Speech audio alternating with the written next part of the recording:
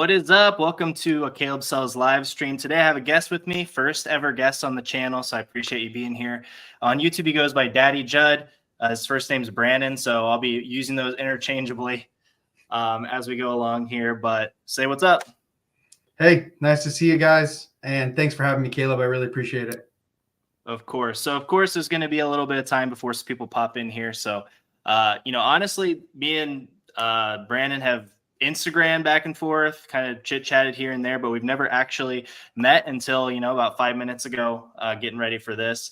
So I know that we'll have plenty to talk about from what we've Instagram back and forth. It's just kind of fun to talk to other people doing a similar thing to you, try to get a little bit of a competitive advantage, not against each other necessarily, but share some good ideas. I know that, some stuff I've seen in his videos is stuff I've directly picked up at the thrift store. And I hope likewise, hopefully I'm not just, wasting my time over here and sharing the finds with Brandon and with you guys. So let's just jump into it. I mean, maybe just give the people like a little bit of a rundown of what your eBay business looks like. So that way they can kind of have some context as you may answer questions as we jump into it. Sure. So I've been selling on eBay now. This will technically be my 6th year, but my first year I only sold a few items at the end of the year. So I started taking eBay more seriously probably 3 years ago when I decided that I wanted to turn it into an actual business and not just a little bit of cash on the side. And since then, I decided to go full ahead with just men's clothing. So I used to sell everything before, a lot of electronics. And I actually suggest that for most resellers that just want to make a little bit of money on the side and not necessarily turn it into a full business, just stick with like garage sales, quick moving, high dollar electronics. But if you do want to turn it into something that's more of a business and more sustainable, then I suggest picking one niche and trying to get as good as that as possible. And that's why I decided to go with men's clothing. There's an abundance of it. It still has a decent sell-through rate if you know what you're looking for, and much more scalable than the one-off, $100 electronics you find at a garage sale. So I've been doing that for a couple of years now. I currently list 20 items a day. I'm not perfect with my listings, but I try to be. I think in the past month or so, I've probably only missed one day. So I'm pretty consistent, but I am working on that. I think everyone needs to utilize their draft bank, and I'll keep teaching myself that too. So that's easier said than done. Yeah, cool. Well, thanks for the intro. I think that kind of sums it up from my perspective. I mean, from the little that we've talked, I do want to just throw it out there really quick. Definitely say what's up in the chat. We'd love to interact with you guys. This is a live question and answer as well. Like if you guys put questions in there, we'll do our best to answer them along the way. I know that I could rapid fire a bunch of questions, even just after that little bit. There's lots of cool buzzwords in there, sell-through rate, niching down, all those things we could totally dive into as topics. But we want to be helpful to you guys as well. I know that that's what part of his channel is about as well. I've learned lots of things from his thrift haul and seeing exactly what sells on eBay. I think, how many days in a row did you go? I don't even remember. It was close to, I think, 150 days. I posted my what sold. Yeah, basically 150 days or more of every single day saying exactly what sold and exactly the profit, how long it took to sell. Really valuable information when you're building that bank of profitable items when you're out thrifting, outsourcing, so that you can just kind of pull that from that Rolodex that you're creating. So you're not spending hours just looking up thing after thing after thing. So definitely say what's up in the chat and ask us any questions so that we can make this a little more interactive and tailored to, your specific things. So it looks like Tam is in the chat. Never watched you before, but heard Surfs talk about you today. So glad to catch you live. Well, thanks for being here. Yeah, I did pop in there today to say what's up. He's a really good guy. Every interaction with him has been really positive, and he really knows his stuff when reselling clothing as well. So I try to support those other people that are just, spreading helpful information to help people make more money, get more time back in their pocket. Hopefully after this live, it won't be the last time that Tam watches you, but you never know. Hopefully. We'll see. Brady said, "What's up? Love content from both of you." And Thanks. the Fab says, "Congrats on success." Oh wait, I just remembered. Okay, we're upgrading the technology. Every little live, we're gonna get a little bit better. Watch this. We're on the screen. We got the comments on the screen. Congrats on the success. Well, I mean, it depends on your definition of success. I mean, I'm just currently trying to improve my business, grow my business. That could look like a lot of different things for me. I just recently upped my listings to 18 per day. So you're outpacing me on the listings, 20 per day. I will say though, I only work 5 days a week, but I'm really strict. Like I'm scheduled out days in advance. So I don't miss currently. I hope I can keep that streak live. But I think I'm going on a full year of having listings every single day. So That's impressive. That's very impressive, especially for someone that, as myself, considers to be pretty serious with this. Knowing how hard it is, and even just to schedule those days out. I mean, that takes a lot of discipline. So, bravo. appreciate that. Here we have a question. Promotional rates you guys use, does it make a difference? I would say promoting listings, it makes a huge difference in my business. I get a lot of my sales from promoted listings. I personally promote at 5% pretty much across the board. There's some little nuances I'll do, but pretty much 5%. How about you? Yeah, that's funny. I actually promote every single item at 5%. I did have one haul where I got a bunch of the same item, and it was a pretty saturated market. So I did promote all those at 10%. And I recently started experimenting with some of my really old items, like 1 or 2 years old. I still have some items that are pretty old that were bad buys. And I've been promoting those at 10% as well. I haven't seen a huge increase from that though, but those are the much less desirable items. So it's hard to really tell. Yeah. So what's your going to be your cap when you're trying to experiment with that promotional rate on those like super old items? I think I would prefer to relist those items at a much discounted price with a brand new listing rather than go any higher than 10%. I didn't see any increase from going 5 to 10%. So I don't know Mhm. if going from like 10 to 20% is even going to add much of an increase. I honestly think it might be better to just stick with the 5% and decrease the price of the item when I relist it. I just recently heard somebody using the strategy instead of like an aged inventory markdown, using like an aged increase promotion, because you would make more per the sale. If you could, say you have a $20 item, if you promote it at 30%, that's still going to give you a lot more profit than taking, say like 60% off the item or something like that. Yeah, Um, I think I was listening but to one of Tech's calls the other day, and he goes as high as 80% off. So if that's true, like you said, I mean, even if you did a 50% promotion, you're yeah, still making a nice net. but I'd be curious to know which one's more effective. I personally have just upped my biggest markdown from, I think I did 75 for a while, and then I went back to 60 when I changed some other things like in my listings. And I recently just went up to 80% on anything over a year. And I mean, this stuff is like, just $2-3, some of it. And it's, still not selling, to be honest. The really bad stuff, it doesn't really matter how cheap it is. Like somebody has to want it at least a little bit. So, but that's interesting. So we're both, to answer the original question, we're both promoting at 5%. So cool. Great minds. Been watching you both for a while now, learning so much. Thank you. Just started watching your haul videos. Valuable information. I enjoy how you explain why you pick up an item.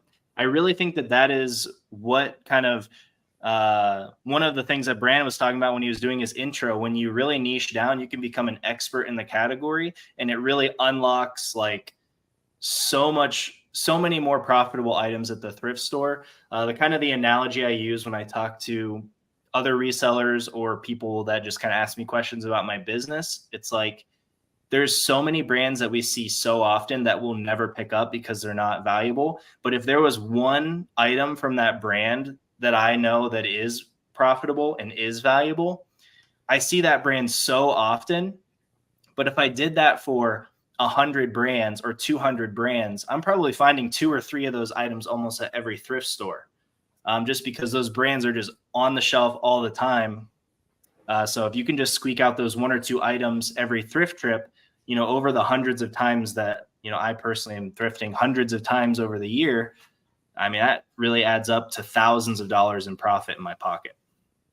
Yeah, those items that are good within the bad brands are actually some of my favorite items to find at the thrift, because that there was tons of resellers just skipping right over that item, and that you're the one that found it. So those are Absolutely. nice.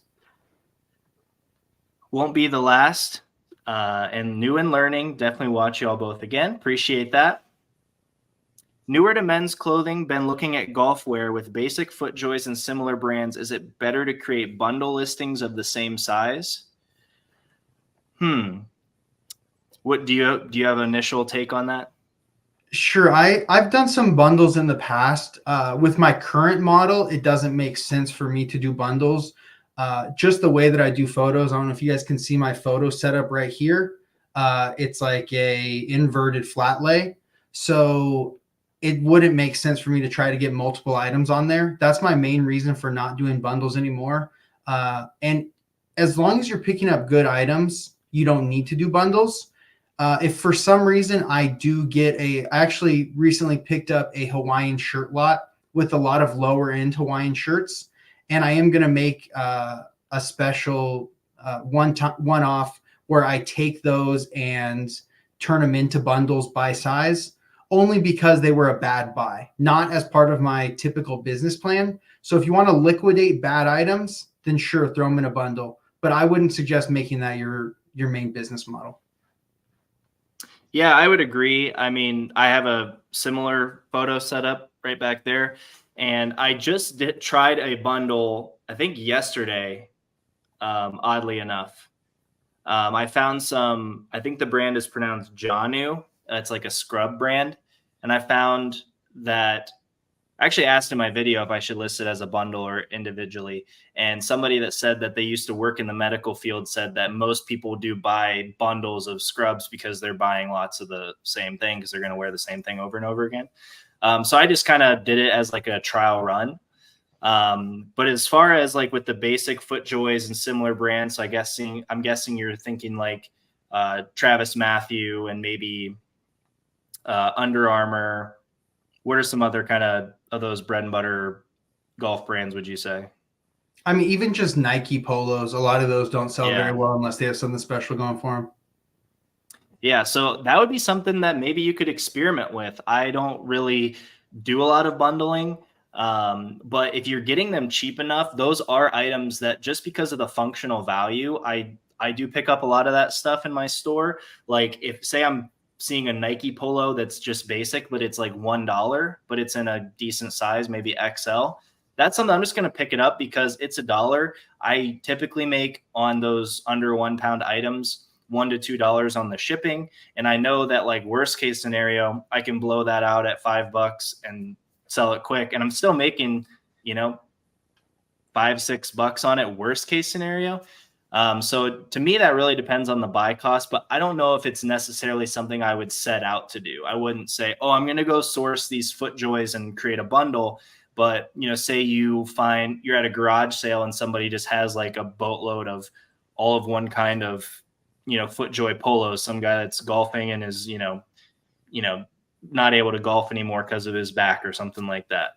I'm bringing that up because I bought a Tommy Bahama short slot last year. Like this guy like loved to golf in Tommy Bahama shorts, and I bought like 20 pairs, but it was so cheap. Kind of a similar item, honestly. One that I wouldn't really go out of my way to try to find. But if I'm there and I'm picking them up for $2 a piece, I know the baseline value is worst case 10 to 15 on those. I'm going to list them for 20 to 25. So I'd say it's probably similar with the polos. But maybe if you find a bunch of them, that's when you experiment with a bundle and see how it goes. You're making a living by reselling. That's a success in my book. And I agree. Worst bad buy. You have a good answer for this? I'll I go have first. okay. I'll go first.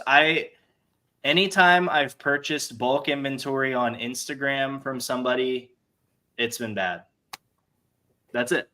It's been like 3 times. I didn't learn my first time. I didn't learn the second time, but the third time I learned. If somebody is selling a really good deal on Instagram, now there are going to be good deals out there that are not bad, but I wouldn't recommend doing it unless you personally know the person or have done business with them previously for, another reason. Because every time I've done it, it ends up being either a huge pain to get somebody to follow through. It's their junk, or it's not what you thought you were getting in the first place. I mean, those are all three of those are the 3 examples that I had buying bulk on Instagram. How about you?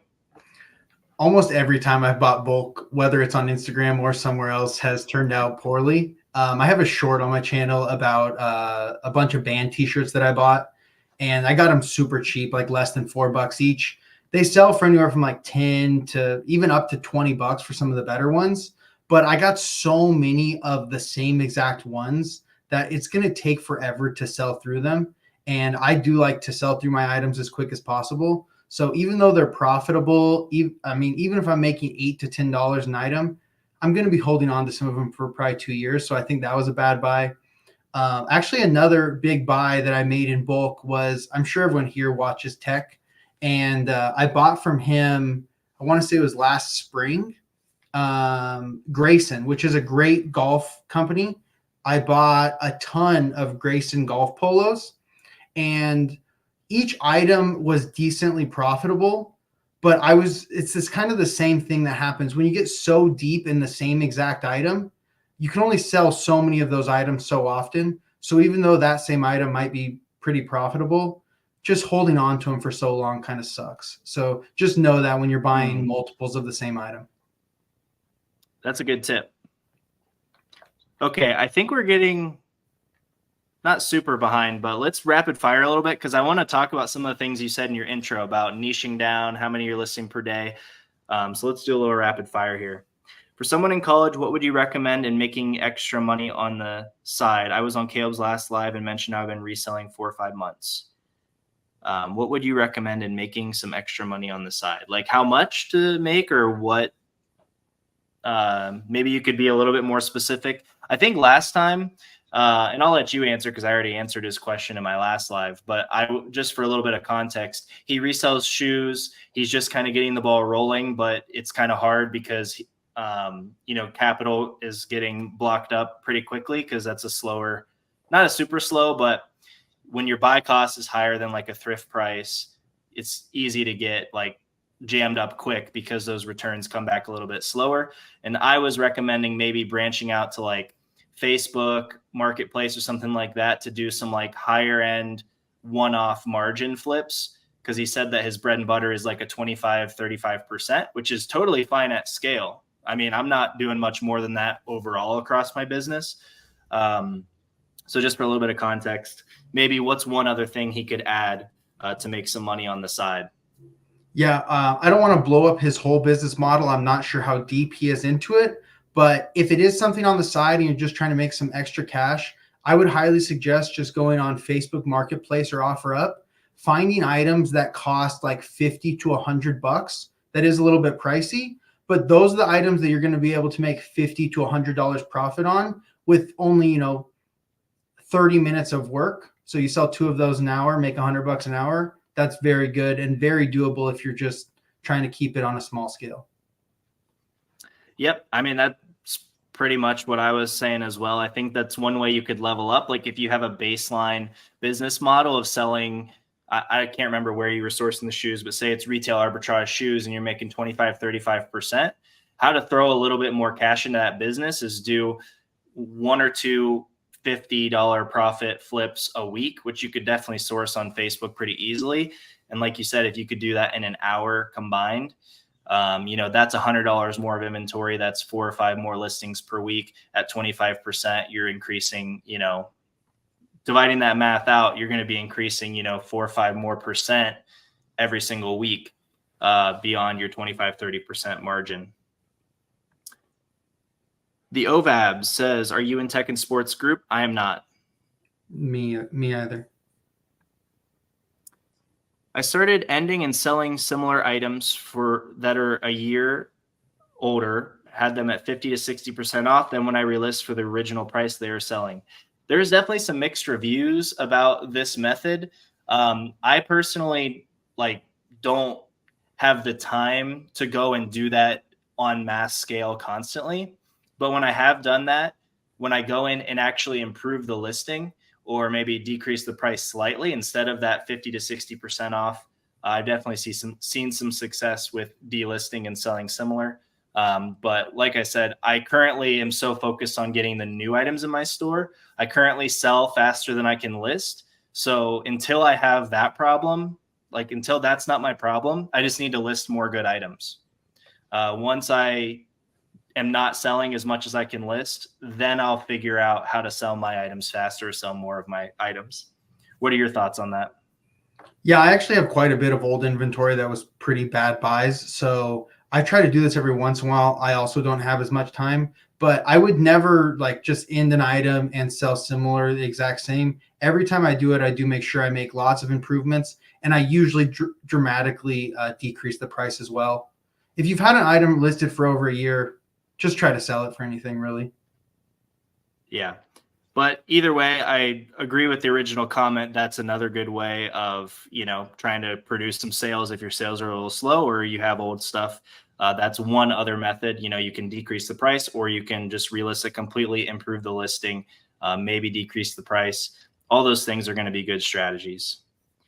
I currently cross list to Poshmark.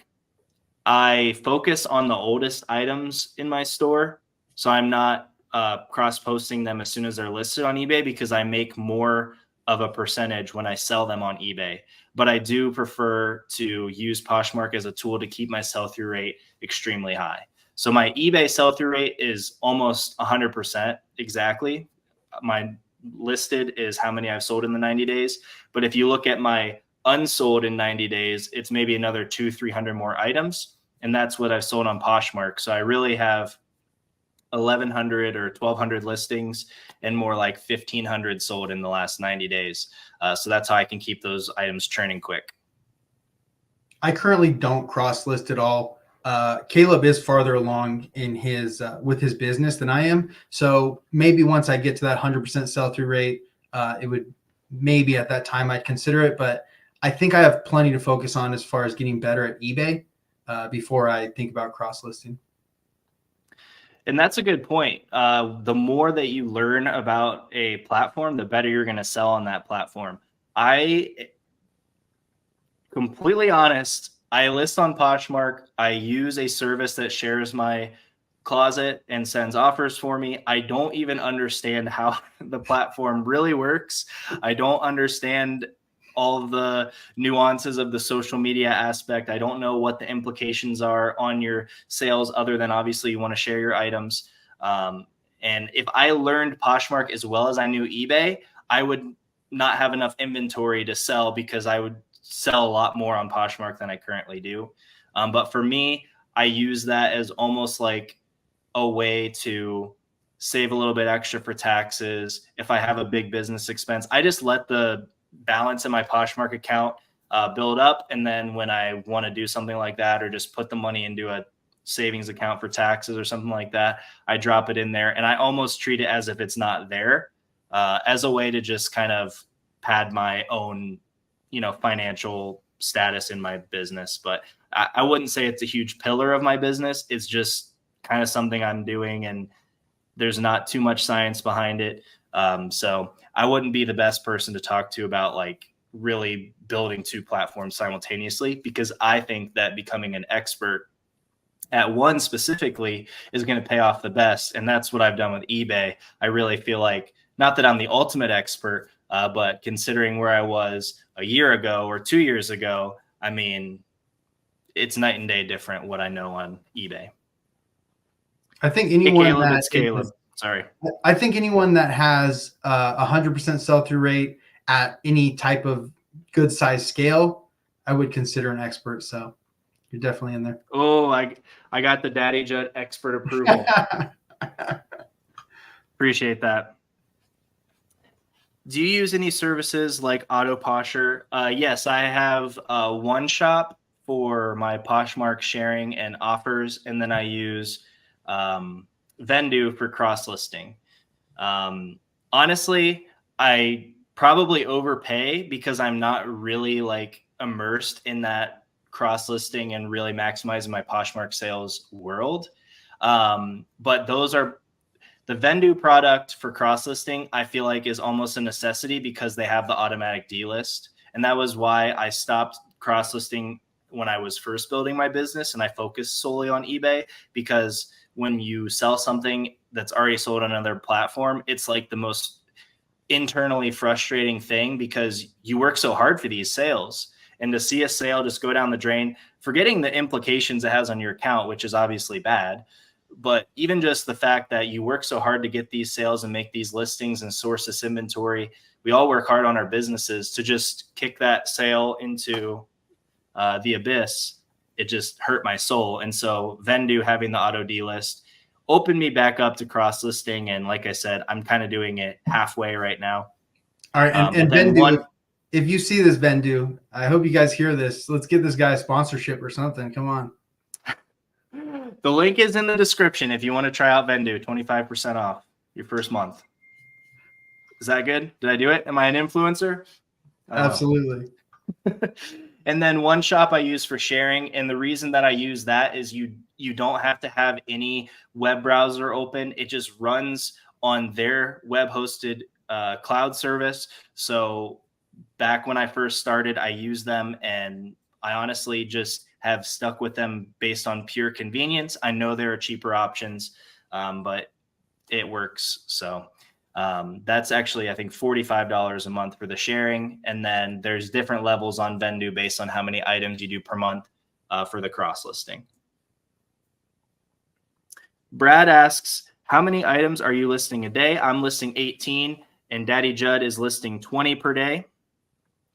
He says, I've been selling for 2 months. I'm at 98% sell through and have 113 item store. 98% sell through. I think that's an amazing place to be. We were just talking earlier.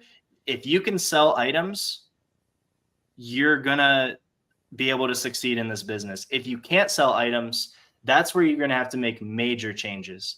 If you can sell items, you can tweak things to make more profit. You can increase your average sales price. You can list more items. You can do so many things to make more money. If you can't sell items, you're just a storage unit for things nobody wants. So Brad, that's awesome. 98% sell through. And for 2 months, I think that's another great thing to be able to start on that path. I have a friend that reached out to me through Facebook that just kind of started reselling, asked me some questions, saw the videos, and he has really taken off. He just reached 10K 90-day total. He's only been doing it like 2 months. He sources clothing from the bins and uses the high sell-through rate model and a lot of the methods that both me and Brandon talk about. And he's straight up killing it. And I'm like, if I started selling as fast as I could list, it'd be scary where I'd be, because I'm just now finding my groove of being able to sell those items and also sourcing items that sell. I think that's, another thing. Like, you want to know how to sell, but knowing how to source the items that sell is a big thing. Yeah. And I actually have a question for you, Caleb. Now, when I look new items up at the thrift store or wherever I'm at, the first thing I look at is the sell-through rate before I even look at the price of the item. I'd be curious, do you look at things the same way? I used to always be like, okay, what are they selling for? What are they selling for? But now every time I look up comps, I'm like, what's the sell-through rate? Yeah. So my answer is complex. When I started, I was just like you. I looked up exactly how much it sold for. If I saw it selling for a lot, I picked it up. I had no idea what sell-through rate was. I learned what sell-through rate was, and then I went crazy on sell-through rate. I looked up sell-through rate on every single item. I watched videos. Basically, I stopped watching videos from anyone that didn't talk about sell-through rate, and I only watched people that were saying, this sells fast, this sells fast, this sells fast. I will say now that I've been in high sell-through rate mode for so long that I'm almost back to the point where I'm looking at what it costs because I know the categories that sell and I know the brands that sell and I know what it is about each item and each brand that makes it sell. So I will say now I'm almost reverting back to looking at the profit because before I even look at it, I know if it's going to sell or not. Like before I'm even looking it up. And now, of course, there are lots of exceptions to that rule. Like Levi's, I'm very strict with the sell-through rate because you can sit on Levi's for forever, or you can have Levi's that sell all day long extremely fast. And a lot of that is with sizing. And that's another, whole other topic where, do you look up the sell-through rate based on the item or based on the size, or there's so much nuance to it. But yeah, I think looking up the sell-through rate is a huge game changer in the business. And yeah, I've kind of reverted back. So it's kind of interesting. What do you think about that? Yeah, I get what you mean. Definitely as you get more knowledge, you kind of know what things make an item sell faster. And that is something that you can't really learn exactly from looking at comps on eBay either, because you might look up a FootJoy shirt, but you would know that this print on this FootJoy shirt is going to sell 10 times faster than another one. And that's not something that just looking up a comp on eBay might tell you. So I get where you're coming from. Yep. So I definitely am still focused on the sell-through rate. And one thing I do want to mention is that eBay has changed their search.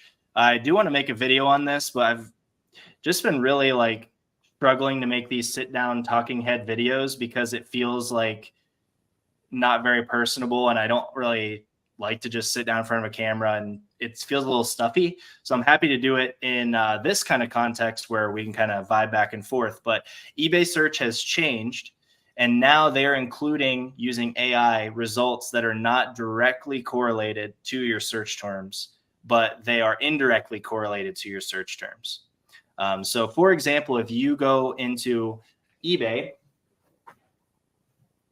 and look up these Cole Haan loafers that I was trying to look up today, you type in the style code.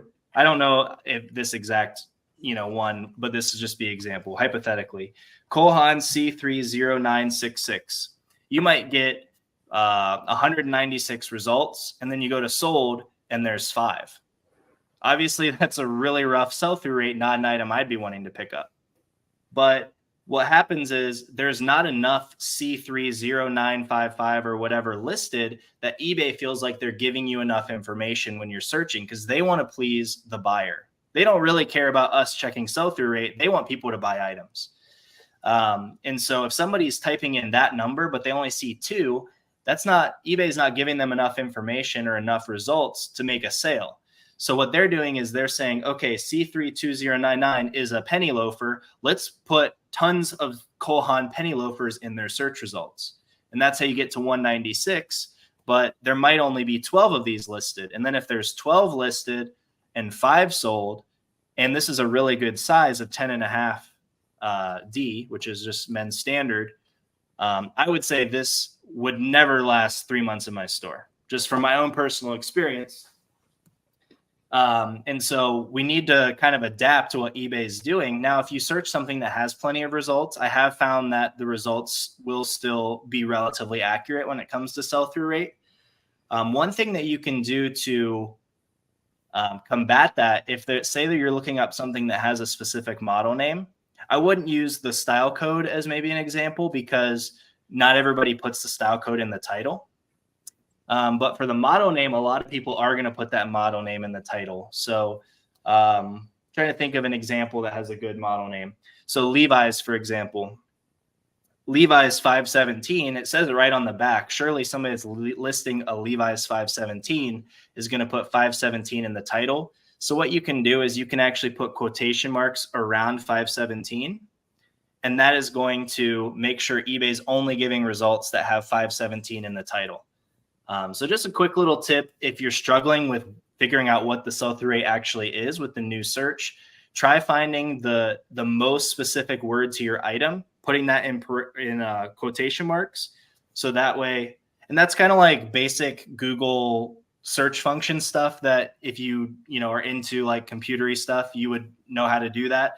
But eBay is a search engine, so you're just trying to get it to give you the results that you want it to say without skewing it and making up your own data, of course. But just as a little tip, throw some quotation marks in your searches if you're having a hard time calculating sell-through rate. What are your thoughts on that? I just threw that out of the blue at you. I honestly hate what eBay's done with search. I think it's been maybe 2 or 3 months now since they changed it. And it does make it a lot more difficult to figure out the exact sell-through rate of specific items.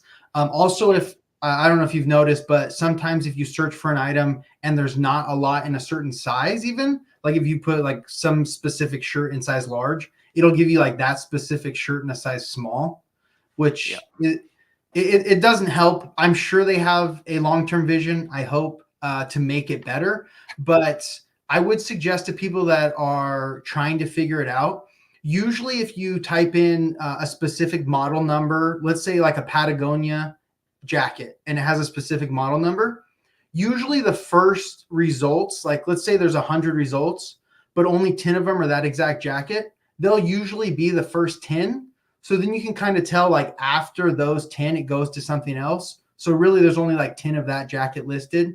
And then you can go to the solds and it'll usually show you the exact solds for that jacket. So then you can just compare the solds to those first 10 items that are the exact same. I have seen the exact same thing. So I think that's another really good tip. So those are 2 tips you can use to kind of work around this new search feature. You can kind of take a manual inventory of what eBay is showing you on the search page, or you can throw in some quotation marks and have it narrow down the search just by kind of manipulating the search function. Let's catch up on chat here a little bit. Mr. Judd sold 160K part-time. How many hours would you say you worked in a week? Probably around 30 hours. I recently actually just had someone start helping me about 5 to 8 hours a week just doing photos.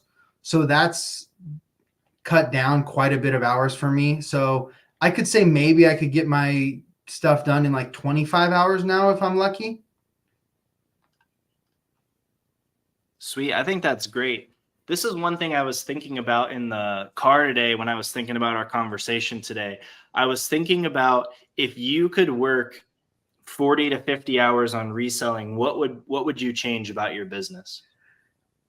Honestly, that's probably the reason that I haven't gone full time, is because there's not a lot more that I want to do.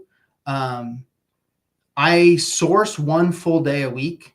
And that's usually like a 12 to 14 hour day.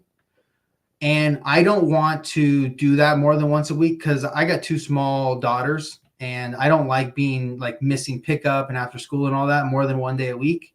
So I'm just not really interested in sourcing 2 days a week. And that's what would be required for me to probably get to, a 40 or 50 hour week going full time. So I'm hoping eventually I get to the point where I can get inventory coming to me somehow. I haven't figured that out yet, but that's the goal, to level up my reselling business. Cool. So here's what my speculation was from the outside world looking at your business based on what you share on YouTube and the little bit that we've discussed. I said to myself, I bet if you had an extra 10 hours and you spent that 10 hours sourcing, you could list the same amount of items, but you would be increasing your sell-through rate and your ASP because you would just knock off the bottom, say 15, 20% of what you pick up now, and you'd find plenty more home run items and a lot more of like the bread and butter where you're making, maybe the mid-range of what you're, currently sourcing. Would you say that's pretty true if you wanted to go that route? Yeah, I would say that's pretty accurate. I definitely stretch my pickup sometimes since I do only source once a week. And I have thought about maybe cutting down my daily listings to cut out that bottom inventory. It's just so hard for me. I'm at a thrift store. I've already spent all the time driving there and looking through the items. And there's an item that I could pick up for $5, sell it for like $14 plus shipping. make a $7 or $8 profit. And it's taking the only extra time that it's really taking out of my day is the 3 minutes that it's going to be to photo and list it. Since I'm already looking through the item, it's really hard for me to pass those items up. So if I wanted to get a better margin, then that's where I would have to go. But I don't mind my margins being so low, especially since I don't have to necessarily live on the money since it is part-time. Yeah. And I think that's where you have to just decide, like you were saying, like you could make these changes, you could do these things, but is it worth it? Because right now you can just do this from home. You're only gone one day. Do you really want to be gone 2 days from when it's dark outside until it's dark outside? I mean, I don't know if that's how long your thrift days are, but I mean, 12 hours here in Ohio is definitely dark, both ends of that spectrum. Yeah, I usually drop the kids off at school around 8:30, and then I get home around 9 or 10 p.m. So Yeah, so you would have to do, yeah, maybe like a whole nother full day if you wanted to, change that model and keep your current listings. But like you said, you could, go down to, 15 listings, but be a bit more of a stickler when it comes to the profit margins. But definitely. yeah, I was just curious because I was thinking about that, because sometimes it's interesting, like, I think people can compare, especially in our world, of reselling for the wrong reasons. But I've really enjoyed, as I've entered this social media space, of comparing myself, not in a like competitive kind of way, but in a, are they doing something that I need to implement? Are they doing something that I aspire to do? Or are they doing something where it's different in this way? Or are we doing the same thing, but this person's more efficient? Or all these little changes. And I was just thinking that I really think the difference between our business model is I just have those extra 10 hours. Like, we're listing nearly the same amount of items. I'm selling through mine slightly faster, but you're listing slightly more items. So those are probably, evening out. So we're honestly don't have that much different in our business, other than I have that little bit of extra time, because you have another full-time job. I think a big difference is my buy cost is probably one of the highest for people that buy mostly thrifted items. But that goes back to me not caring maybe even as much as I should about my margins, because I don't need the money coming back to me that quickly because it's not going to pay my bills. So I'll pick up a $10 item and make a $10 profit. I'll pick up a $15 item and make a $10 profit. And most people that resell won't. So that also skews my numbers a lot, where my gross is high, but my profit on that is lower than most people that would have that gross amount. Yeah, and that comes back to what you're saying about the time spent sourcing, because if you're already there to pick up that $10 profit, say you pay $15 for a $10 profit, or is that the example you gave? I would do that if it's a like a 90-day sell-through item guaranteed, then I would do that, no doubt. Right, but if you stopped picking those up, you're not going to have as many listings, or you're going to have to spend more time sourcing. So you found that sweet spot for you where you are looking at the profit per item instead of the margin. And I've tried to explain that a little bit on the channel, so I'll just kind of go into that from my perspective. My business has no debt. I started flipping stuff out of my wife and I's closet and snowballed that into the business that I have today. And so when I go purchase inventory and I already have money to pay off that inventory that I'm purchasing, I don't want to be unwise with the investments I'm making in my business, but to me, it doesn't matter if I spend $25 or if I spend $5. If I'm making $15, I just made $15. It takes me the exact same amount of time to photograph it, the exact same amount of time to list it, the exact same time to ship it. It costs me the same to store it. It doesn't really matter what I paid for that item if I'm making the money that I need to make. Now, that being said, that's counterbalanced with risk. Do I want to risk $100 for $10 profit? No, because that's not a wise business investment. But if, say, like Lululemon pants, for example, I know you're big on these as well. You'll pay up for them because they sell so fast and they sell for good money. But like, would you pay? What's the max you would pay for like Lululemon pants, perfect condition? I don't want to get roasted in the chat for this, but I often pay $28, and it's at a store that also has to charge tax because it's not a nonprofit. So that's, Yeah. I mean, we're talking $30. Yeah, but you're selling those and you're making $15, but it's taking you the exact same amount of time as the Tommy Bahama shirt that you're paying $3 for because it's half off. It's going to sit in your store longer and you're going to make $7. So as long as that investment is not crucial to some other part of your business or your lifestyle or your financial situation, that's technically a better investment. I do want to make a couple caveats here just because I'm sure most of the people that are watching are, newer in their business.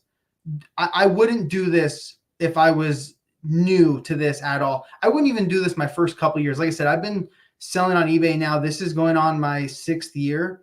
And I understand, and I have, it's okay if the money sits like Caleb was saying. Early on, it's much more important to sell things fast, but still have a good margin while you're building up that bankroll and building your business. Now, once you get farther along in your business, then you can do things like this that are more risky or take more capital. But in the beginning, don't pay $30 for Lululemon pants. Leave those for me at the thrift store. I'll pay $30 for them. But just make sure that you are making decent margins, but still finding items that sell quickly in the beginning. I agree completely. And that example I was painting was something specific to my business that I'm just recently starting to do, because it does take it is more of a financial risk.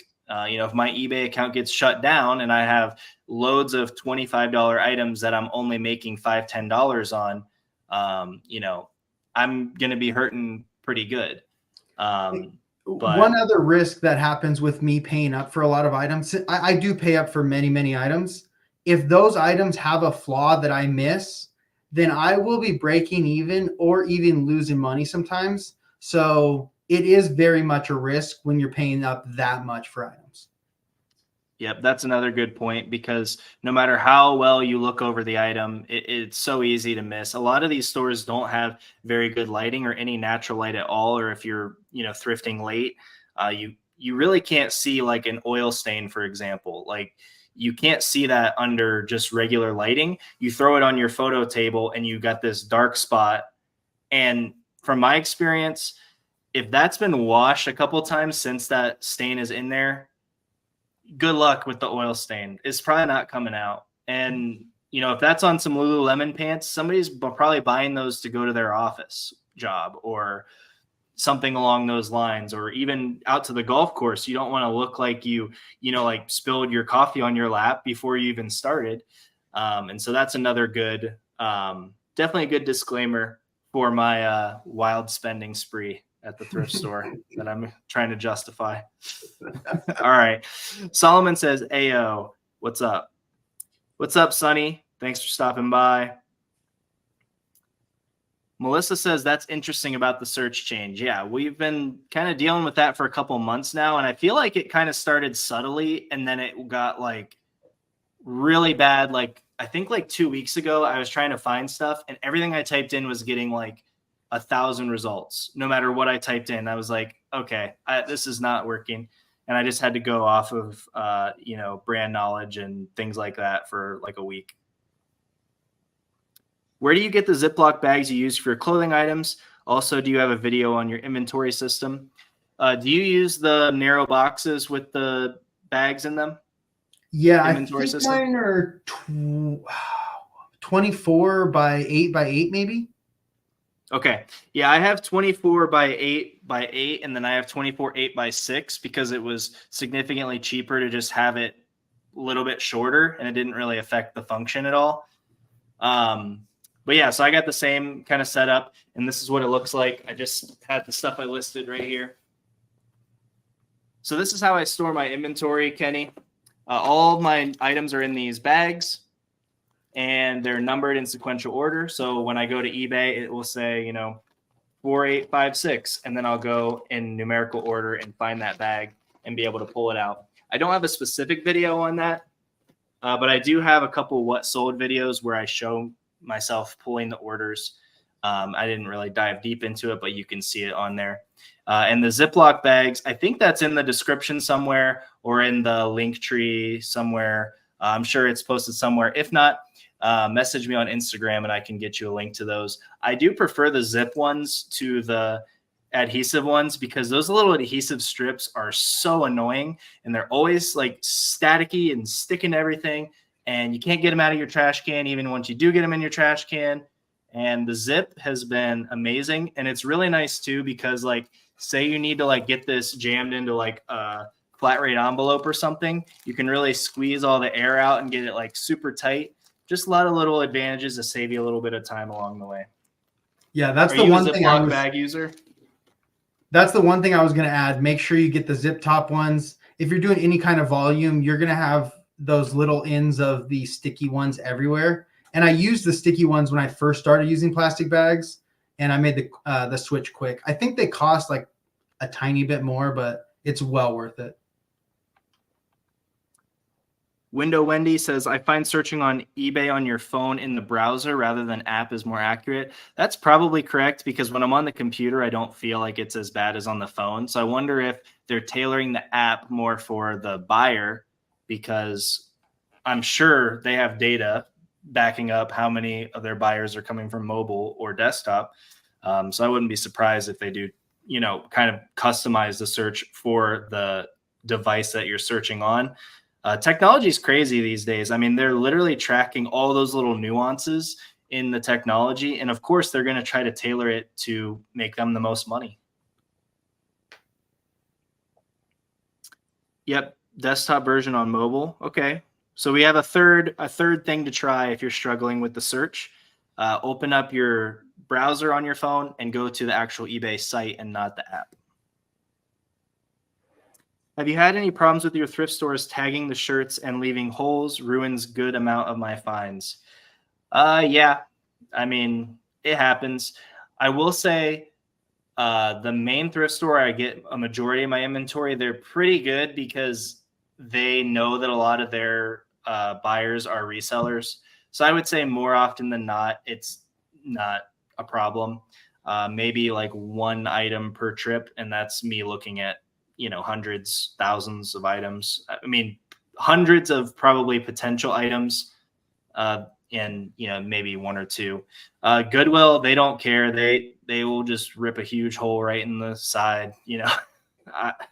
It stinks. If there's small holes, a lot of the times, like in a t-shirt or something cotton, if you wash and dry it, the fabric will usually close up. But the bigger ones, I have bought some items where they're new with tags, and then Goodwill put a tag on it, and like I can't wash and dry it, and the hole's there. So just double check it before you grab it.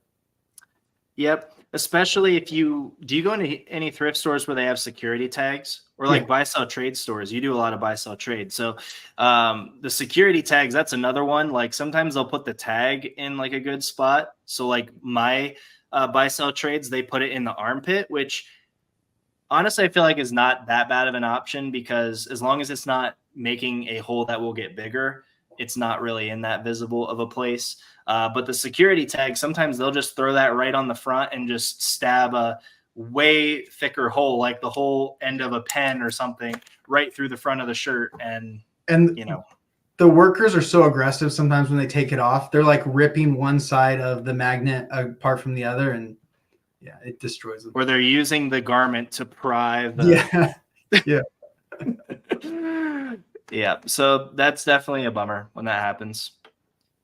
Search on computer, it's not accurate. The search results for a term doubles on mobile, it does not.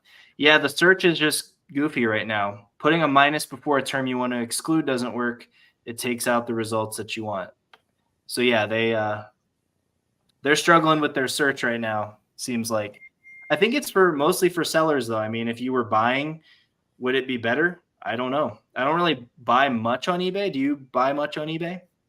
Not really. I mean, maybe one item a quarter. Yeah. Sell-through rate of your items and organization of your store items are both really important for new sellers. I agree. If you can't sell items quickly, it will stop your cash flow, and then that is, that's the source of your business, is going out and purchasing inventory to sell. If you don't have cash flow coming in to purchase that inventory, you can get stuck really quick. And yeah, getting inventory that won't sell, it really just stops up so many like cogs in the machine. Is that the term?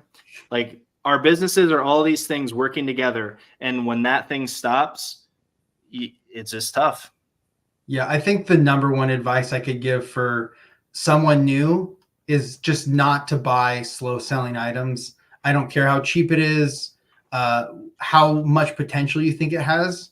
When you're new, if it's not going to sell quickly, do not buy it.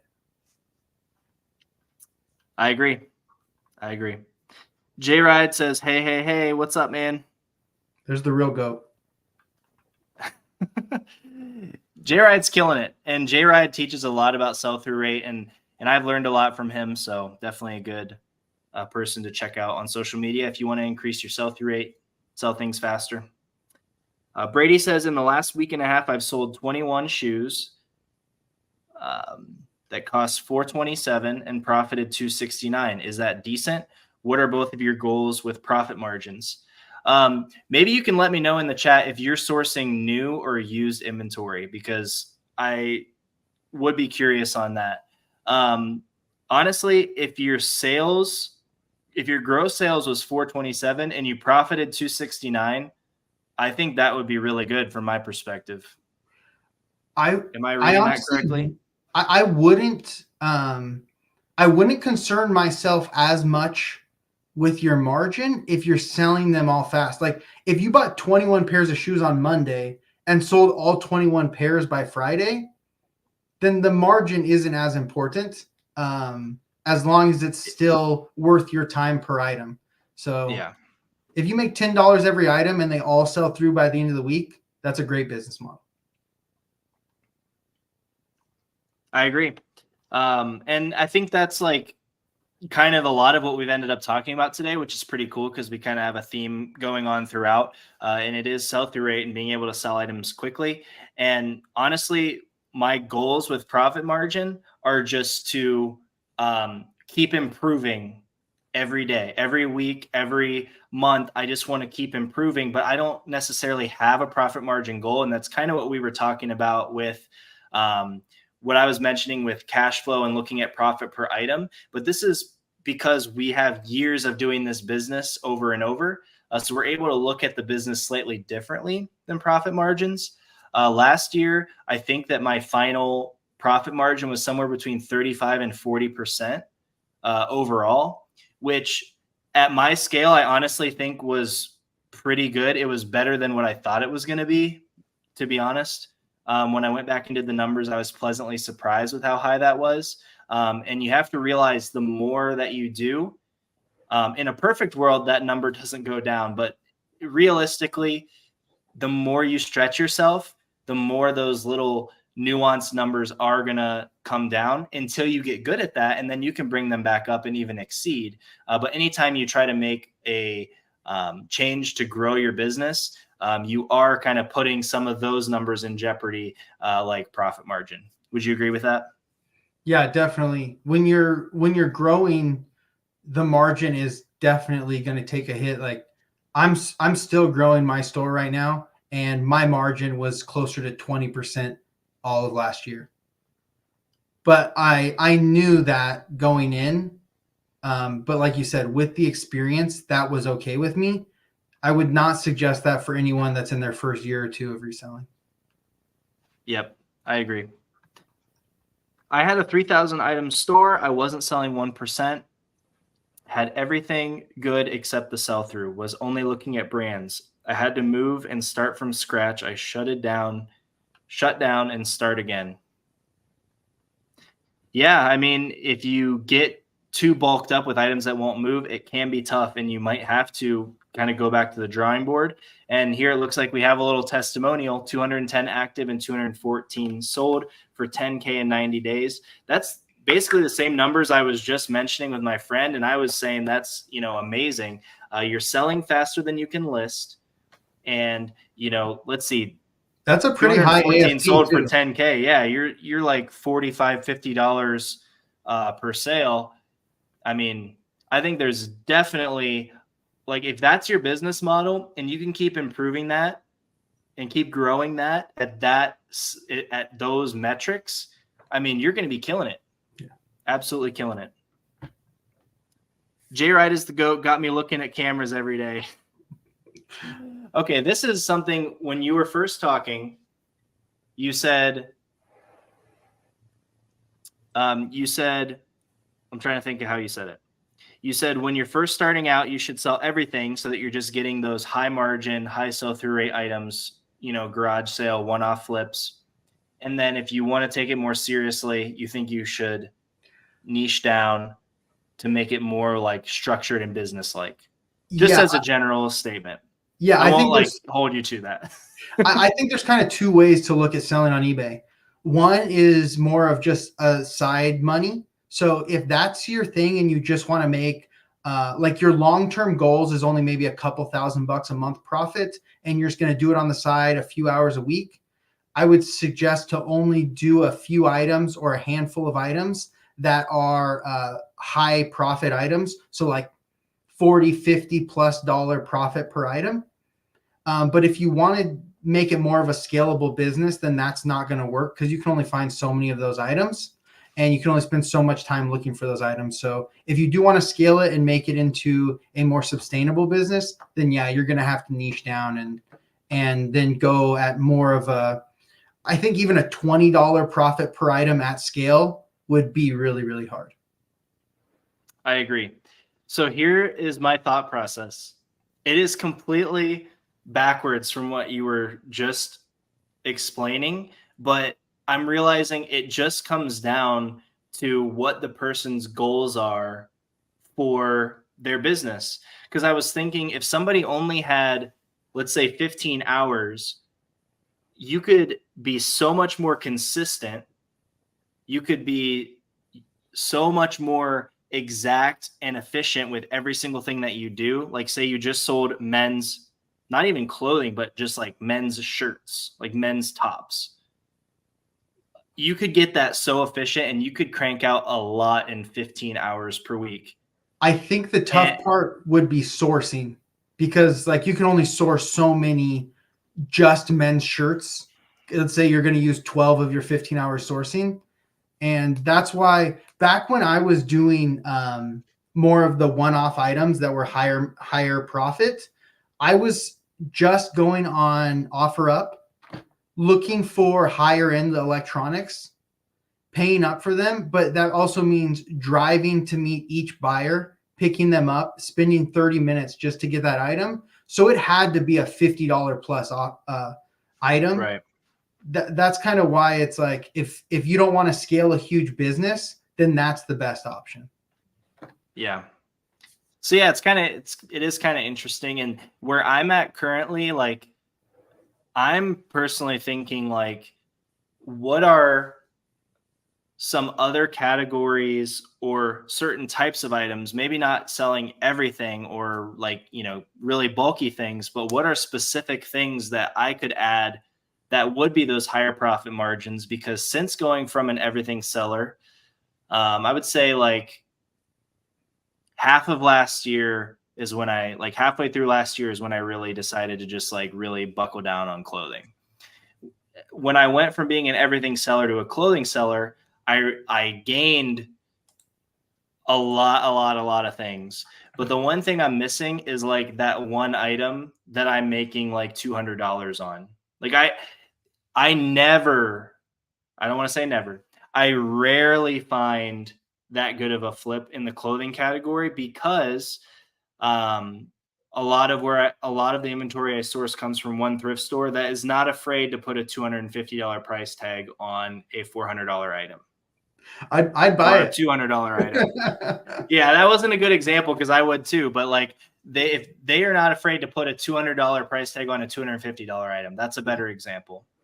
And of course, there's always like discounts, and I really have studied everything there is to study about this thrift store to, maximize my profits on those types of items. But at the end of the day, I'm competing with lots of other people. Those items are obvious. So I'm, not likely to get every single one of those. And even still, like, yes, I'd love to have a $50 profit item because that's still way more than I typically do. But, when you're out there yard sailing and you get that item where it literally sells in a day and you made $300 and maybe you have one of those a month, I mean, hey, that's covering a handful of my bills with one item. Or, for me, because I'm, I do need this to pay my bills. And so I'm trying to think of how can I add that in without totally just blowing time? Because time is my most valuable resource for me right now. One other problem with like that business model, and the reason that I don't think it's that scalable, is because of the luck factor that does go into it. Like finding those items is lucky. Finding the items that I list every day is not lucky. Like I go out for 12 hours, I find 100 to 150 items every single time I go, because these aren't the lucky items. These are the everyday items. I'm going to make $10 profit. And that's why this kind of business is scalable compared to a home run business. Absolutely. Yeah, and I agree, and that's why I've focused on this part of my business. But I'm trying to think, is there a way that I can be lucky more often or put myself in the position to be lucky without totally throwing away all the hard work I've done to get to this point where I can, list 18 items a day in, now that I'm doing social media, I'm doing that and, eBay in 40-ish hours. So, I'm pretty much doing my reselling, I would say between 30 and 35 hours. So I can do 18 items a day in 30 to 35 hours and be very profitable on those and sell more than I can list. But is there a way that I could add in something and be lucky a little more often to just kind of pad the stats a little bit? I don't know. Well, the song goes, stay up all night to get lucky, right? So that's all you got to do. Stay up all night. All right. We're getting behind here because I just love chit chatting. So let's try it. I keep saying let's go rapid fire, and then I'm too distracted for this. I was talking about the find in page function. Find in page function. Okay, so like you're just using like Control F or Command F while you're in the search term. Okay, I see what you're saying. So if you just pull up the search, then you could actually see how many results there are by doing Command F. So we're finding lots of tips to work around the bad eBay search, I guess. Next question here. What do tax payments look like at year's end? 25 to 30% of profit after deductions. Thanks. Yeah, so this is going to be different for every person based on so many different factors. And I'm guessing that Brandon is not a CPA. Wait, you guys pay taxes? So I can't give you any specific financial advice that I would, say is 100% fact. But what I personally do, what I can tell you is what I personally do to make sure that I'm prepared for when that tax bill comes. What I personally do is I go on Wednesday mornings because eBay pays me on Tuesday and it processes through my bank by Wednesday. I go on Wednesday morning and I take 25% of the amount that they paid me and I put it into an account to save for taxes. Now, this would be more than I will need because that's not including my other expenses that eBay hasn't already taken out. So I'm going to make less than what just eBay pays me. But what that allows me to do is have extra cash on hand if I need to, purchase something for the business, make a larger bulk buy, and be able to take from that in smaller increments without feeling like I'm not going to be able to pay my taxes. Or if I don't use that money at all, which is usually the case because I'm really cheap, at the end of the year when I pay my taxes, if I have, let's just say I have $20,000 saved and I only pay $10,000 in taxes, then I'm just giving myself a $10,000 tax refund that everyone else is getting, but I didn't have to loan it to somebody else for 0% interest. So that's just what I personally do so that I'm more than prepared to pay that tax bill. But that being said, those little percentages could vary, person to person, how you have your business set up. I'm currently in very desperate need of figuring out how to structure my business for the best tax benefits, which, I'm still trying to figure out. So I can't really, speak to that personally yet. Sure. Do you have any thoughts on that? I won't add too much, but I will add something for anyone new. I did hear, it was like a year or two ago, there was a story of a guy who first started reselling. He gross sold like $50,000 and ended up doing his taxes and just paying straight taxes on the $50,000 gross without taking any deductions or anything. So just keep track of all your expenses. Pay someone to help you with your taxes. It's insignificant. Even if you're selling $10,000, pay someone a few $100 to help you out. Don't try to do it by yourself. Yep, I agree. Can you show us your photo setup behind you? I'm actually rebuilding my photo setup tomorrow, so that's crazy. I'm about to redo mine within the next couple of weeks as well. Okay. Yeah, I currently have a foam insulation board leaned at a 45-degree angle, and this is like a weird flex, but okay. But from all the Carhartt jackets I sold, it's like buckling at the middle. I've tried to do like supports and stuff, and it's just like, this should be plywood because it's not going to bend. So I'm going to be changing it, and I will either show you guys in a live or make a video about it because I'll get a lot of questions about that. Do either of you spread out your listings throughout the day, say via draft bank? I personally do all my listings that I'm going to complete for that day, leave them in my draft bank. And then when I'm done listing for that day, I schedule them out 18 per day into the future. So my draft bank is usually somewhere between 0 and 18 items. And then I will have my listings scheduled in advance. And I have them all go live at 9 a.m. Eastern every single day. And I don't think it really matters when they go up during the day personally. I think you just want to post them and be consistent. And they do technically say post when your buyers are buying. But I don't know how anybody could calculate that. So I just have them up there in the morning so they're ready for the next day. Do you have any thoughts on that? I post mine at night usually just because that's when I'm on the computer working. Really late, 10, 11 p.m. a lot of the times. And I've also posted them in the morning. I don't think it makes a difference. Yeah. What sell-through rate threshold do you recommend starting out? If you're just starting out, I would recommend over 100% sell-through rate items only. When you pass that threshold is totally up to you and your business model and your financial goals and all those things. But I would really, really, really suggest at any sort of smaller scale where you can afford the extra time to find better items, stay over 100%. Because then worst case scenario, you have something for 3 months. That's really short in this business. I think more recently, the YouTube social media world has started talking about sell-through rate way more. So I think more people are understanding that you want to sell items quickly because I think during the pandemic times, everything was selling and everything was selling fast. And I think people got a little bit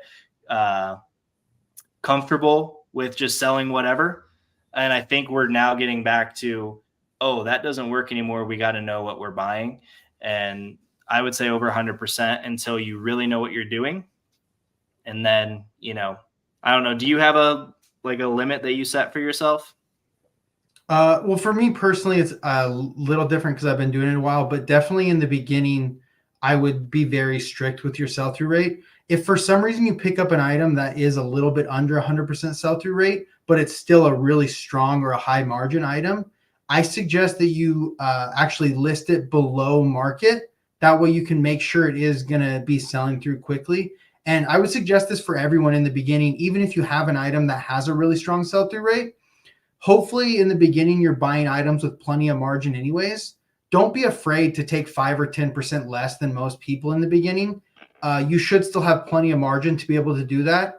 And you're just learning and you want to be moving these items quickly. Also, not just from like your business perspective, but I think also from like your psyche perspective, you're going to be a lot more willing to keep doing this and want to keep doing this if you're selling items. So just sell them. Agreed. Brady says 85% new in box, 15% thrift. My goal is to sell all my items in 3 to 4 months. It sounds like based on the numbers that you're sharing, you are on pace to sell through your items that quickly. If you're doing 85% new in box and your margins was making, what did you say, 297 on 427 sales, or either way, it seemed over 50%. Nothing to complain about on my end. Just keep doing that and trying to scale and keep those numbers as high as possible as long as you can as you're scaling. Do you list more than 250 items on eBay a month? What store do you have and how much does that cost you per month? Or do you pay the extra 35 cents per listings past 250? There is a calculator on eBay that can tell you how many listings until it's like actually beneficial to purchase an eBay store. So if you just go to Google and type in, should I get an eBay store, and click around a little bit, I'm sure you can find that link. But I personally am on I think it's the $50 a month store. I don't even know what they're called. I set this up like 2 years ago. Do you know off the top of your head? I think it's $60 a month now, I'm pretty sure, right? But I have that same one. Okay. But I mean, they bumped it up on me. I wouldn't be like, this isn't something that's life or death or make it or break it for your business either way. I mean, if I had to pay an extra 35 cents per item, it's not going to make or break my business one way or the other. So I wouldn't concern yourself too much with it. You can Google the calculator and look into it, but just, source profitable items. You'll be fine. Yep. So I just looked it up. The premium store is $59.95 a month, like you mentioned. And so that's the one that I'm currently in, but I would just do whichever one, makes sense. Now, I will say you do get some like small extra benefits for having a store. So if you're taking this seriously and making sales every single day, I would just get the store that applies to the amount of listings that you have or that you do. But if you're just truly like trying this out, you don't know if you should do it or not. Just don't do it until it becomes financially, cheaper to have the store rather than just pay the 35 cents. But I agree. If 35 cents is making or breaking your business model, then you're going to be in a tough spot either way. 197 active, 391 sold for 16K 90-day total. I've been selling everything, now trying to niche down to men's clothes and shoes. That's awesome. These people are killing it. They're doing better than us. Oh, I mean, I'm trying to learn something here. They're doing better than us. and that's where the more you scale, the harder it is to keep those numbers. But if you're building the foundation, when I first started, I didn't have any kind of numbers like that.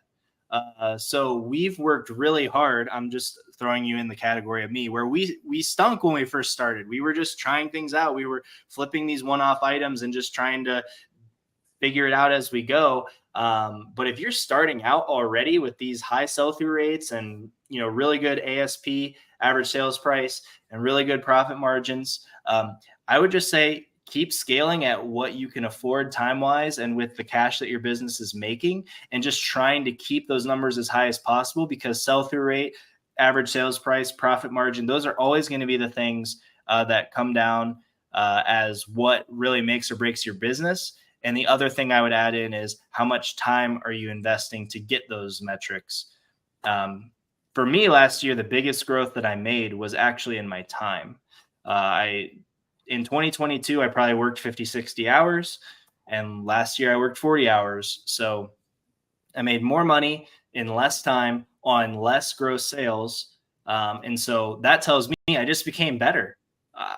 I didn't change that much. I just got better at my job. And so if you're already at 197 and 391 sold, you're already doing a decent job. You just want to keep getting better as you scale so those numbers don't slip away.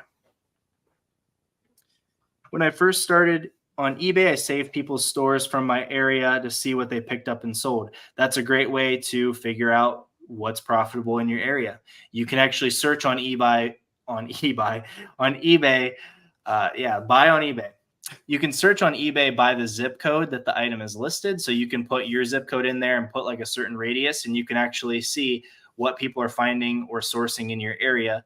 And if it's stuff that you've been passing up, then you'll find out. Appreciate the videos because I've been researching brands heavily. Yeah, I mean, what sold videos and thrift haul videos from people that focus on high sell-through rate items, that is how I learned a lot of the brand knowledge that I have. And then once somebody tells you something, that kind of unlocks other ways, like other avenues to finding profitable items. Does that make sense, Brandon? It's like you tell me. One example from you is you said J. Crew chambray shirts. Okay. That was not an item I picked up before watching your videos, and now it's a good bread and butter for me. But then I was like, do other mall brand chambray shirts sell? Because I'm sure that J. Crew's not like the only one. Now, of course, there's some that are going to sell better, some that are going to sell worse. But that kind of put me down a different trail of, okay, chambray shirts, denim shirts. Okay, these shirts that go with everything. Somebody's, and it just kind of unlocks more ways of looking at items and how people might be using them, because the items that people want are the items that are going to sell. And so watching these videos, it's just one example, but if you use every example as a launch pad into why it's good, really you can be learning thousands of profitable items over the course of a year just by watching a few videos. Yeah, my favorite way to do research, obviously watching people's videos. Me and Caleb both make videos. We want you guys to watch them.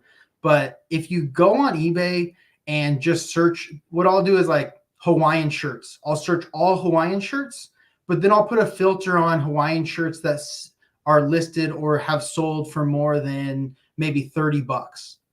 And then you can just go through there, find brands, like write down 50 brands that you see, and then search those brands of Hawaiian shirts individually to find actual sell-through. Because even though a Hawaiian shirt might have sold for $50, that doesn't mean it still has a good sell-through rate. So then take those brands, look for the specific sell-through rate. That's the easiest way to do the research, I think.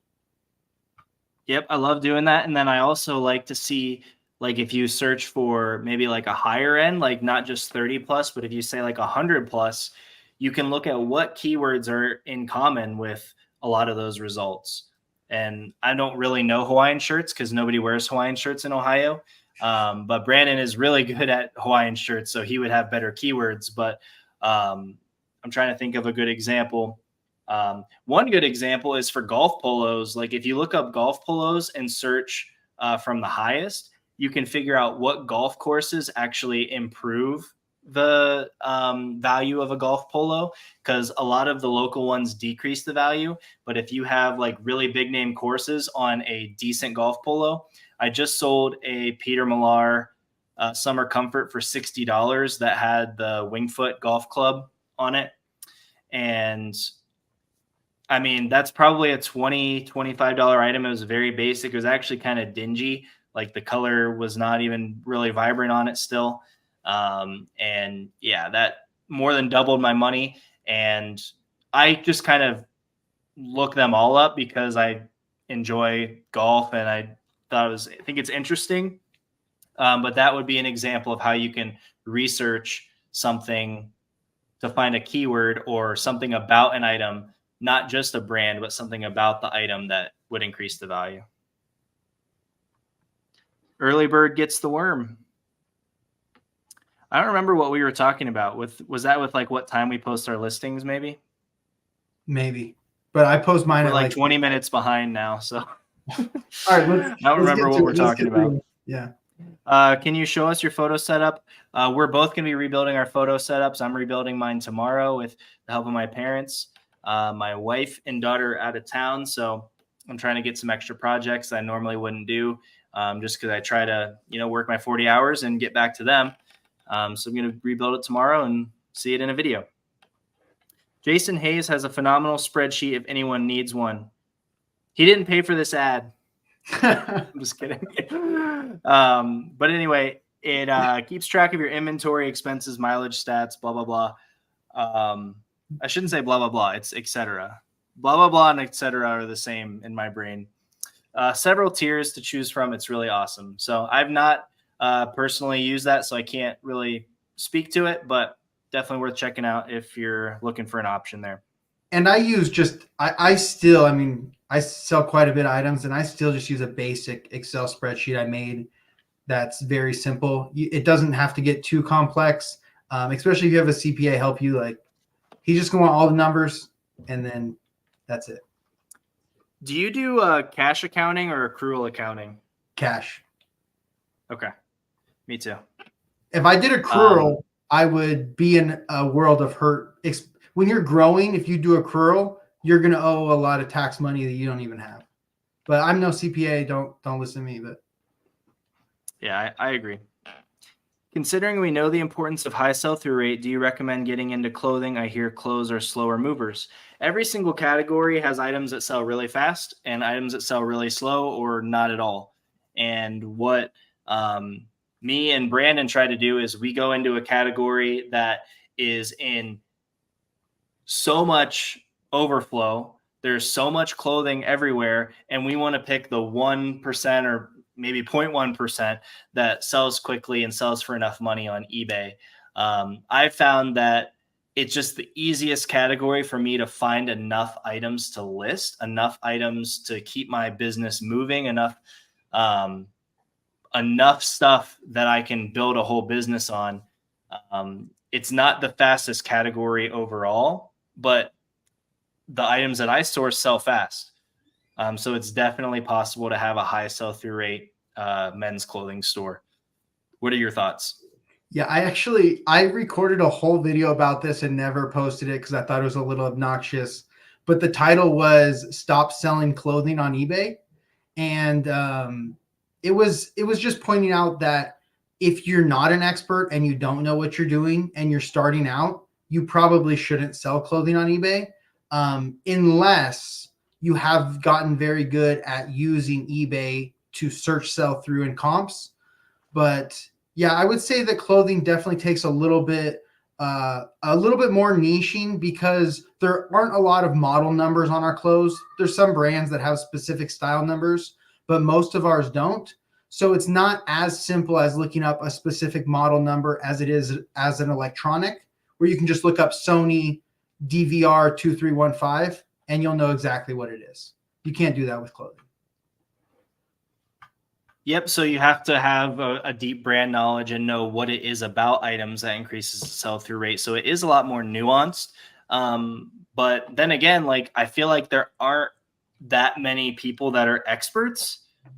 So I feel like when I go through the rack, I could go right behind a reseller. I mean, of course, I would love to go in front of them and get the obvious stuff that they're going to pick up. But it's comforting for me knowing that when I go into a thrift store, I'm going to find profitable items.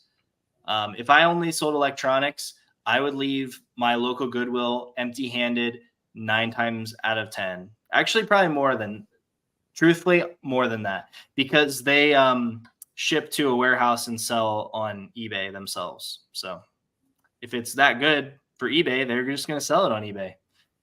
So I'm not going to get any of it. But for clothing, they don't know, they don't know. So it's like, I have to be smarter than the thrift store, but on an electronic, everybody's on an even playing field because the model number is just sitting right there. You just type it in. I don't think there's anybody at the thrift store that's on my level when it comes to having an expertise in men's clothing. So I have my advantage, my competitive advantage in that category. How do you know if a shirt is chambray? So denim is a different color on the inside than the outside. Here's a pair of jeans. I think these are 527 from my recent bins haul. So see how the outside is dark blue? The inside is light blue. Lighter, it's not light. Chambray looks like this on the outside, and then it looks like this on the inside. That's how you can tell the difference between chambray and denim. You should be able to feel it. Once you know it, also you'll know it forever. It's lighter Yeah, weight. feels like lightweight denim, honestly. I mean, that's kind of the look it's going for. It's basically a cheaper version of denim. I think that's why it was created, is it just takes a lot less material, but it's the similar look. I don't know where the origins of chambray are, but a lot of chambray shirts in like all kinds of brands sell well too. Just as a little caveat there. I did have a question. I heard you say, did you say bins trip? Yeah. You don't watch my videos, dude. That's messed up. I'm just kidding. So this week, okay, so at my main thrift store, I'm like really in routine there. But every once in a while, they will do little things to shake things up. And they did that like a month ago. And it almost takes like a month for the dust to settle, if that makes sense. So like, I'm just so systematic with like, I go on a certain day because it's this discount and it's this thing and blah, blah, blah. But then when they do like, say, an additional sale, all the resellers go. So that takes the store to zero. I mean, not to zero because, you know, they're not going to find everything, but it takes it to 10% of the items that I would normally pick up are left. And so because of that, the last like 3 weeks, instead of getting like anywhere from 75 to 120 items, like 1 week I got like 40 some, the other week I got like 22, which was like really bad. And then I think last week I got 58 or something like that. So just like obviously a lot less than what I need to list, because normally like 75% of my stuff is coming from just that one store. So what I did is at this particular store, there is a retail Goodwill and a Goodwill bins like combo place. It's like basically right across the street. And I never go because it's just like rarely worthwhile. I mean, I'm lucky to get 1 or 2 items from the retail side. And I just recently tried going to the bins maybe 2 months ago at that one, because that's actually not in my town. So the one in my town, 100% of the inventory in the bins has been on the racks. So there's no unsorted inventory in the bins. So basically the likelihood of me finding good items there is so low, and the competition is extremely high. So in a different, at this other bins, I think there is, based on what I got this week, it has to be unsorted because I found actually some good items. So I got 10 items for $14. It's pretty good. Yeah, my average buy cost is insane. So that's like 1 or 2 items for me. But I haven't had a lot of luck with my bin. I've been to multiple different bins. I'm here in Southern California, so there's definitely a ton of bins, ton of competition as well. But what I've found is the racks are just so much more consistent. Like I'm consistently hitting my numbers. If I go for a full day on the racks, I'm hitting that 100 to 150 items, where I could go to the bins all day and maybe get like 10 or 20 items and still have been there all day. Like, yeah, I only paid $1 or $2 an item, but I still only got 10 items. Yep. And I feel the same. Like, it's just like, I know what I'm getting into when I go to the racks. I know that it's going to be relatively full. It's not going to be, you know, complete bust. But when I went to the bins, there were no new rotations while I was in there. And I just dug through what they had been sitting out, and there was literally no one. Like, it had already been gone through 100%. So I got 14 items in like 20 minutes, or 10 items in 20 minutes. And it was $14 or something like that. 11 items, or I don't know. But I just made a video comparing my main thrift, the Goodwill, and the Goodwill bins. So I still think the local thrift was by far the best, but I really was surprised by what I found at the bins. I found some Levi's 527s in a good size, so that's like a $30 item. I found a vintage Carhartt Henley. Like, it's not like glamorous, but I mean, it's a high sell through rate, vintage Carhartt anything, and sells for like $20. So it just kind of like bread and butter stuff like that. But my average buy cost was under $1.50. So That's nice. no complaints. Talking about golf, Tiger Woods left Nike, so definitely be on the lookout for his stuff. Yeah, I already always pick up anything Tiger Woods, so that's only going to go up in value. Same.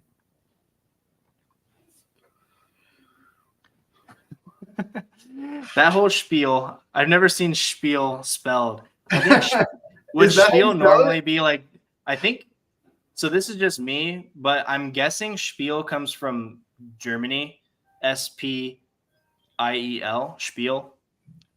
I think that means to play in German. I took German in high school. I should know that.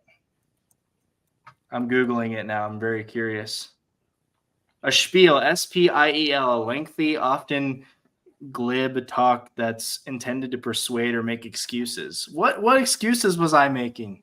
But you're right, Solomon. Yeah, Tech and Sports. He's definitely the master of the clothing category. But yeah, I've really enjoyed diving into men's clothing, and I feel like it is kind of like a slept on category. And so I'm fine, going in and cleaning up the scraps with the bread and butter items because I know they'll be there. I'm planning on snowballing, reselling to flipping cars. Have you guys thought about that? My dad flips cars. And I just don't really want to like work on cars, and a car can randomly have a problem that costs way more than expected. So I think if you really knew a lot about cars and how to work on them and fix them yourself, and you had like connections in the auto industry to kind of facilitate that, like you can make a killing buying and selling cars and even becoming a small dealership. And I mean, no knock on that from my perspective, business wise, but I have no interest personally. Yeah, I don't have a mechanic bone in my body, so it's funny you say that though, because I actually did use a lot of my eBay money maybe 2 years ago now, and flipped about 20 or 25 golf carts with one of my buddies. And yeah, it's nice to sell something and make like a couple grand compared to making $10 profit on it. But there's a lot of logistics that go into things, golf carts, cars. And then if you do get the one off where you need to actually fix something mechanical and can't do it. So I'm good with my t-shirts for $10. Yeah, a lot less risk, but it is like you were saying, it's a cool idea to make a few $1,000s at one time, because that can go a lot further, obviously, than just nickel and diming our ways to our money. In Canada, bins are 3.5 hours away. Went once and was a waste of time. Yep, I would definitely wouldn't drive. I still know people like on YouTube that drive like an hour or 2 hours to bins, and yeah, it's just kind of a gamble. Yeah, I mean, I currently drive about an hour and a half to 2 hours one way on my thrifting days, but I've done enough trial and error of lots of thrift stores within the closest 1.5 to 2 hours of me, and I kind of know what I'm getting myself into, and that like that time is going to be rewarded just fine.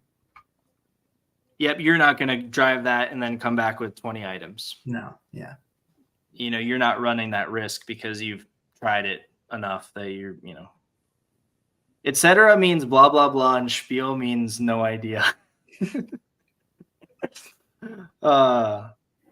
First time spelled out the word. Yeah, I mean, I applaud you for throwing that into the chat. I mean, you just went for it, and I appreciate that. So no knock on trying it out. I just actually, I don't know. When I saw that, I was like, what actually is that word? And it kind of triggered the German high school thing for me. So I was just mostly curious, but we finally caught up. We made it. Dude, well, this is fun. I mean, we've been on here for like an hour and 40 minutes, so I probably should let you get back to whatever you have going on, back to your family. Yep, the kids are home from school now, so I don't know if you guys have heard them, but I think they came in yelling instantly, so they're ready to play. I didn't hear them, so you're probably good. All right. Well, we're just going to wrap this up.